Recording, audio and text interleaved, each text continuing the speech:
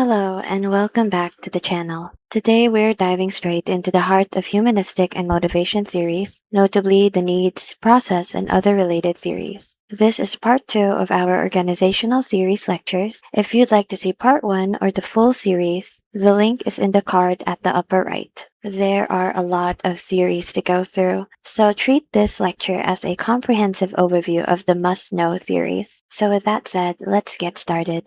Our journey begins by understanding the key concepts of all the theories. Let us start with self-esteem. This is defined as the extent to which a person views themselves as valuable and worthy. How this relates to organizational theory is that employees with high self-esteem are generally more motivated, set higher goals, and are better performers. And this feeling of worthiness is so central to motivation that it ties into the consistency theory. The consistency theory proposes that employees are motivated to act in a way that is consistent with their beliefs and values. It relates to self-esteem because if you view yourself as a competent person, in other words, you have high self-esteem, you will be motivated to perform competently to keep that self-perception consistent. We can see this in a behavioral example. Let us say a manager sees themselves as a top leader. Because they have a high self-esteem, they will feel compelled to take charge and make sound decisions, maintaining consistency with that self-image. Now, self-esteem isn't just one static thing. Specifically, it manifests in 3 distinct ways. The first of which is chronic self-esteem. This is a person's overall long-term feeling about themselves. For example, a person who has believed they are capable and successful as a professional throughout their entire career. The next type of self-esteem is situational self-esteem. This is how a person feels about themselves in a particular situation or context. For example, an employee feels highly confident in their ability to code, thereby having high situational self-esteem, but they are anxious about giving a presentation on it, thereby having a low situational self-esteem. So basically, their self-esteem is based on the situation that is currently happening. Finally, we have socially influenced self-esteem. This is how a person feels based on the expectations of others around them. For example, a new team member's confidence rises dramatically after their manager publicly praises their first report, thereby validating their self-worth. Now, all of these self-esteems lead to effects which clearly show how powerful expectations, both from ourselves and others, are in driving motivation. The first of which is the 𝗘𝗿𝗄𝗃 effect. This is the profound impact of self-expectations on performance. So this comes from the self. So what makes this different from all the other effects that you will see is that this is based on the employee's own belief, and that is the direct cause of their performance change. For example, an engineer, without external encouragement, instead tells herself, "I will find a solution to this complex bug," and that strong personal belief fuels her persistent effort until she succeeds. The next effect is known as the Pygmalion or Rosenthal effect. This describes how high expectations from a superior can lead to improved performance. And so, what separates this from the other effects is that it is often the manager's confidence, or anyone who is an external stimulus, that boosts the subordinate's self-esteem and performance. And so, an example of this would be a supervisor who tells a new hire, "I am giving you the hardest account because you show great potential," which causes the new hire to push themselves harder to validate the supervisor's trust. Finally, we have the golem effect. This is essentially the opposite of the Pygmalion effect. Negative or low expectations from others lead to a decrease in performance. And so the differentiating factor is the manager's doubt, which is the external cause of the failure, creating a self-fulfilling prophecy of underperformance. So for example, a manager assumes an older employee can't learn new software and looks down on them, thereby giving them only basic tasks. And so the employee eventually loses morale and stops trying to learn anything new. So we now know our internal beliefs drive how we approach work. Now let us look at the source of the motivation that sustains our effort. The first type of motivation is intrinsic. This is motivation that comes from internal rewards, which is mostly related to the enjoyment of the task itself. And so individuals seek to perform well because they enjoy the challenge, the learning process, or the feeling of competence. For example, a research scientist works late into the evening because they are genuinely excited about the findings of their experiment. The next type is extrinsic motivation. This is motivation that comes from external rewards from the environment, or also to avoid negative consequences. And so it is not the enjoyment of the task itself, but rather the means to an external end. Basically, what the task will reward you once you have accomplished it, such as money, praise, or avoiding a penalty.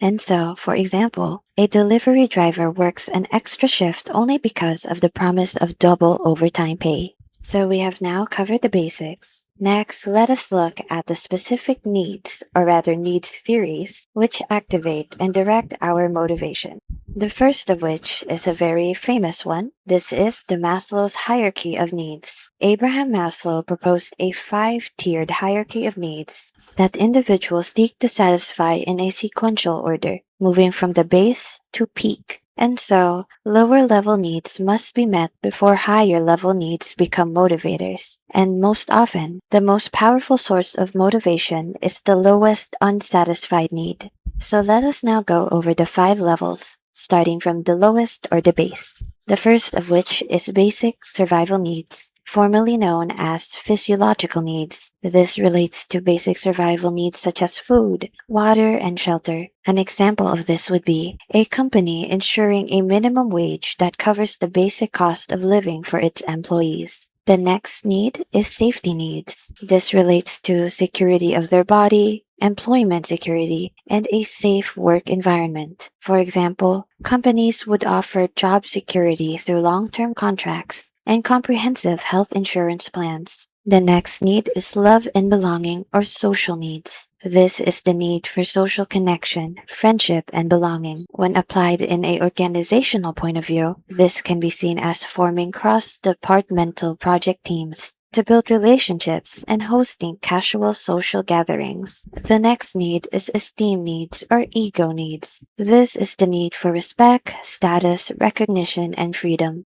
This can be seen in an example such as giving an employee a prestigious work title, such as senior architect, and publicly announcing their accomplishments.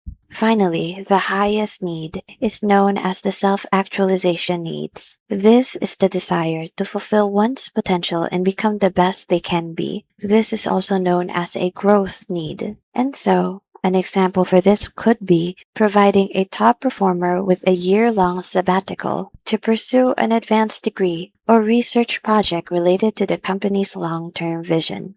The next theory is known as Herzberg's two-factor theory, also known as the motivator or hygiene theory. Friedrich Herzberg suggested that job satisfaction and dissatisfaction arise from two separate and distinct sets of factors. Hygiene factors can only prevent dissatisfaction, but they cannot create motivation. Meanwhile, motivators can lead to genuine satisfaction and high performance. So let us define these two factors. Hygiene factors are related to the context of the job, so this refers to things such as salary, company policies, supervision, and working conditions. For example, a company installs new air conditioning, provides free parking, and ensures all managers follow company policy strictly. This makes the job tolerable, but doesn't inspire exceptional work. Meanwhile, motivators are related to the content of the work itself, such as achievement, recognition, responsibility, and advancement.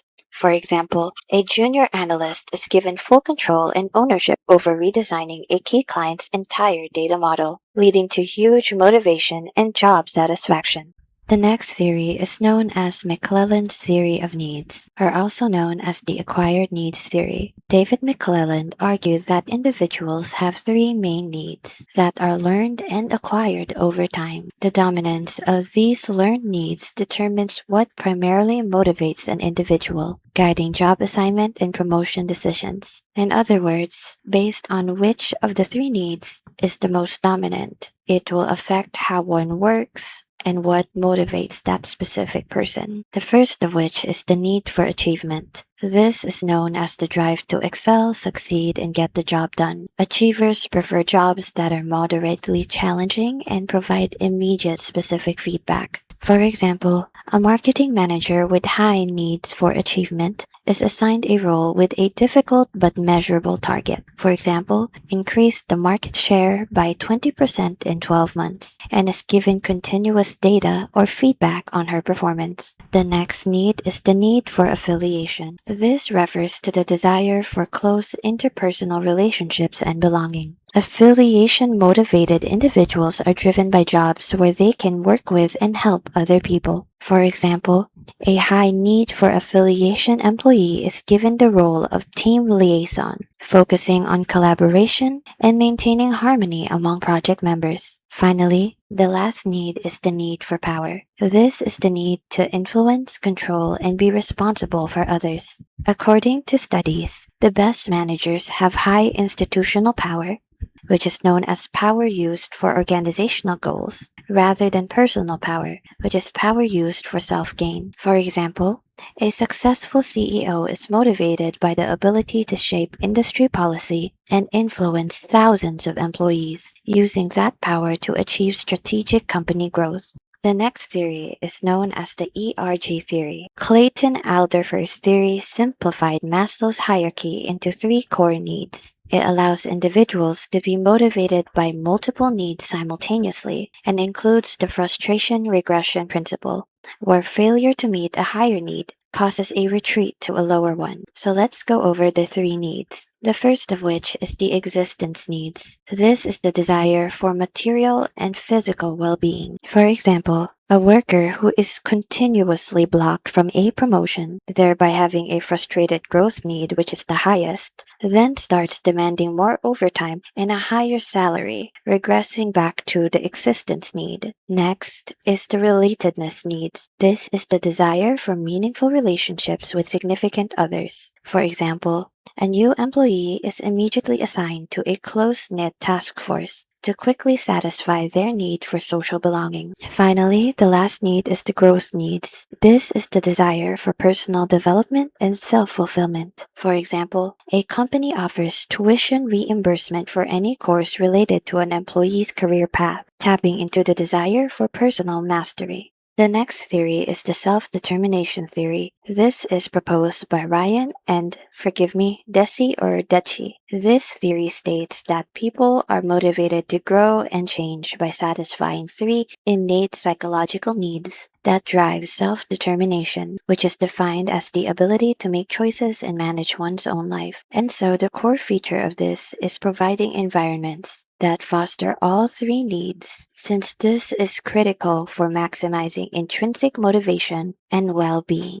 So let us go over the 3 needs. The first of which is autonomy. This refers to the need to feel in control of their own behaviors and goals. For example, allowing an employee to choose their own training budget and courses each year. The next need is competence. This is the need to gain mastery of tasks and learn different skills. For example, a company provides continuous individualized coaching to ensure employees constantly feel effective and skilled at their jobs. Finally, the last need is connection or relatedness. People need to experience a sense of belonging and attachment to other people. For example, a hybrid company mandates weekly in-office team lunches to ensure all members maintain social bonds and a sense of community. As you've noticed, when it comes to the needs-related theories, it boils down to usually their physiological needs, then some sort of need related to autonomy or just a sense of empowerment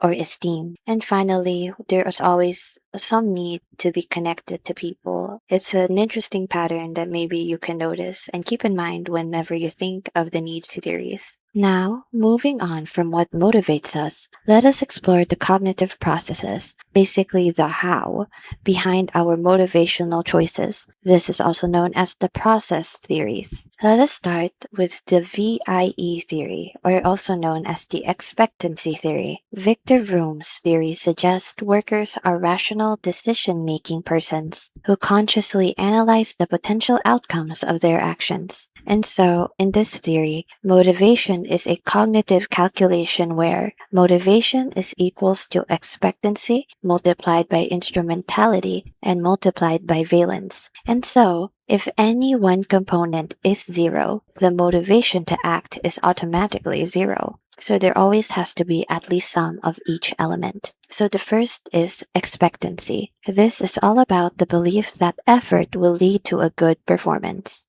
For example, an analyst is motivated to work late, thereby putting effort only if they believe their work computer is powerful enough and they have the necessary skills, thereby having expectancy, that belief, to actually finish the complicated model, leading to performance. So, broken down in a different way, the analyst is motivated to do effort or give effort only if they believe that their tools and their skills is enough, thereby having that expectancy to actually perform. Next is instrumentality. This is the belief that good performance will lead to desired outcomes or rewards. So moving back to that example, so the analyst believes now that successfully completing the model will definitely lead to a positive performance review and a salary increase. So basically, they're just believing that if they do a good job, meaning they have that performance, they will receive the outcome. That is instrumentality. Finally, there is valence, the value or attractiveness that the individual places on the potential outcomes or rewards. So finally, the analyst, let's say, got that salary increase, and the analyst finds the salary increase highly appealing and valuable, giving the outcome high valence. So valence is literally just the value that the person gives to that reward. Maybe some people don't really care about a high salary. Maybe they would much rather have a good performance review or something else. This basically just means that all rewards are not exactly the same in the eyes of all employees. Next up is the organizational justice theory. This proposes that employees will become more satisfied and motivated if they feel they are treated fairly within the organization. And so this time, motivation is maintained by ensuring employees perceive fairness in outcomes and processes, outcomes relating to distributive justice and processes relating to procedural justice. And also there's one more, which is interactional justice, which is the justice when it comes to the implementation of the outcomes. So let us start with the distributive justice. This is referred to the fairness of the decision or outcome itself, such as decisions or the outcomes of pay raises or layoffs. So for example, every salesperson who achieves 150% of their quota receives the exact same percentage-based commission, ensuring fairness of the outcome. Meanwhile, procedural justice is the fairness of the procedures used to arrive at the decision. It is important that the procedures must be consistent, unbiased, and transparent. For example, in a layoff decision, the company uses objective, documented performance metrics rather than a manager's personal preference, even if the final outcome is negative. Finally, interactional justice is the perceived fairness of the interpersonal treatment employees receive when procedures are implemented and outcomes are delivered. This is basically justice in the delivery of information. So this is broken down actually into two smaller components. There is informational justice, which is providing employees with truthful, timely, and thorough explanations for decisions, and the interpersonal justice itself, which is treating employees with dignity, respect, and courtesy. So for example, a manager must deliver a negative outcome, such as a low performance review or a denied promotion. The manager then maintains interactional justice by speaking to the employee privately, empathy, and offering a detailed, respectful, and transparent explanation of the reasons for the decision. Next up is the job characteristics theory, which is proposed by Hackman and Oldham. This states that jobs can be designed to be inherently motivating by focusing on 5 core characteristics. Essentially, jobs will have motivation potential if they allow employees to use a variety of skills and connect their efforts to an outcome that is meaningful. The management process for this is called job enrichment. So what are the core characteristics? The first of which is skill variety. This is all about using a variety of skills and talents in your work. For example, a content strategist's job is redesigned to include writing, graphic design, and running client meetings, rather than just writing. Next is task identity. This is about completing a whole or identifiable piece of work. For example, a software team is responsible for developing, launching, and maintaining one single user feature, giving them clear ownership of a complete product. The next one is task significance. This is the degree to which the job affects the lives of others or the larger society. For example, an employee working on quality control for life-saving medical devices is highly motivated by the critical impact of their work. Next is autonomy. This is the freedom, independence, and discretion in scheduling work and determining the processes or procedures used. For example, a project team is given a budget and a deadline, but they are allowed to choose their own software and process for execution of that project. Finally, there is feedback. Employees receive clear, direct information on how well or how well they are not doing. And so, an example for this would be an online content producer receives immediate data showing how many users clicked on their article and read for how long. The next theory is the theory X and theory Y. This is proposed by Douglas McGregor, who stated that managers' fundamental assumptions about human nature determine their management style. Basically, what their biases are determine how they manage people. And so the manager's belief often becomes a self-fulfilling prophecy that reinforces their initial assumption. So let's go over each of them. The first one is theory X, which is known as the pessimistic view. Under this theory, the manager assumes employees are inherently lazy, dislike work, and must be controlled and coerced to perform. For example, a theory X manager installs time tracking software and micromanages every task, leading employees to become passive and maybe resistant to responsibility. The next theory is theory Y, which is the optimistic view. The manager assumes employees enjoy work, are self-motivated, and seek responsibility. For example, a theory Y manager delegates important tasks and gives employees freedom, leading employees to be proactive and innovative. A good trick on remembering the difference between theory X and theory Y is by imagining X and Y as hands. So under theory X, which is a pessimistic view, you can imagine someone crossing their arms, thereby not opening themselves up to their employees and their potential. Meanwhile, theory Y is optimistic, so you can imagine the arms are raised up high, open like a hug, ready to receive the employees and empower them.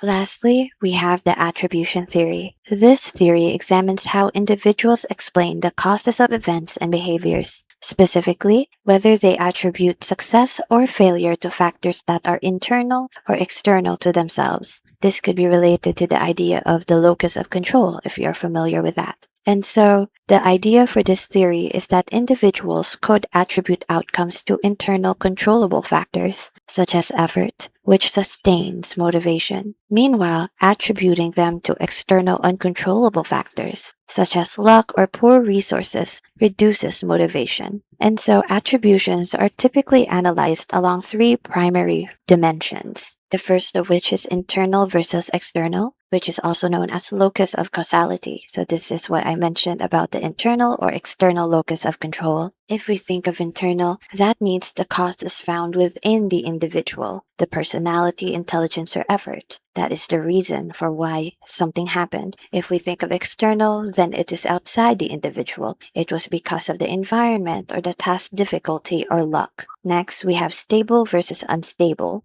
So when we think of stable, that means the cause is seen as lasting and unlikely to change in the near future. So for example, that could be seeing their talent level as permanent or a permanent organizational structure. Meanwhile, unstable then is seen as temporary and changeable. For example, temporary bad luck or low effort only on a specific day. Finally, we have controllable versus uncontrollable. This is basically the perception if If it's controllable, that means that something can be influenced or changed by the individual through effort, preparation, or planning. Meanwhile, if it was uncontrollable, that means the individual couldn't have influenced it whatsoever. So this could be a sudden illness or a global economic downturn like COVID-19. And so when we make attributions, we are essentially choosing between two major types of explanations. There is dispositional attributions, which is internal, coming from the root word disposition, the self. These explanations focus on the person's disposition, so their stable internal traits, attitudes, or personality. So if someone failed, they could attribute that because they were lazy or they didn't have the right grit. Meanwhile, when we think about situational attributions, based on the root word situation, it is external, outside. And so this is related to environmental pressures that influence the outcome. So for example, they failed because the task was impossible or that the instructions were unclear.